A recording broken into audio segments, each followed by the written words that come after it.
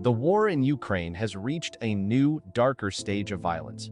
Russian forces have allegedly committed yet another war crime, this time against an unarmed civilian woman in the Kupiansk region. The incident is more than just another tragedy. It is a brutal display of disregard for international law, human dignity, and the most basic principles of warfare.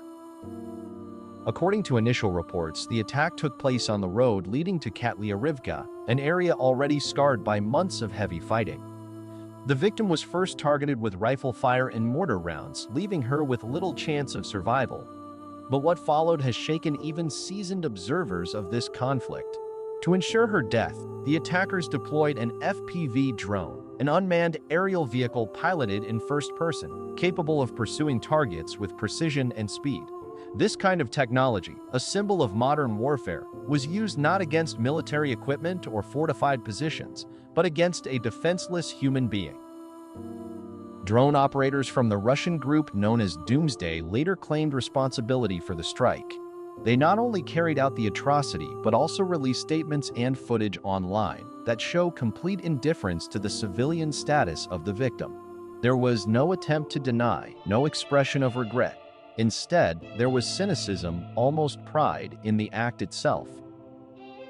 Human rights experts emphasize that the deliberate targeting of civilians constitutes a clear and undeniable war crime under international law. The use of advanced technology in this way, essentially transforming a drone into a tool of execution, marks a disturbing escalation in the conflict. It demonstrates how innovations in warfare, rather than limiting suffering, can be turned into weapons of terror when placed in the wrong hands. This is not an isolated event. For months, Ukrainian authorities and international monitors have documented a growing pattern of deliberate violence against non-combatants. Civilians on roads, in homes, in villages and towns have found themselves in the crosshairs of a war that increasingly disregards the traditional boundaries between soldier and civilian. The case in Katlyarivka is only the latest in a long list of atrocities. Each act like this one erodes the rules that the international community has spent decades building to protect the innocent during war. If such crimes go unpunished, they risk setting dangerous precedents where technology and impunity combine to normalize the deliberate killing of civilians. The death of this woman must not be seen as just another number in a report or statistic in a press release. She is the human face of this war, a reminder that behind every attack lies a story, a family, a life cut short. Her memory stands as testimony to the cruelty of this conflict and as a cry for justice that cannot be ignored.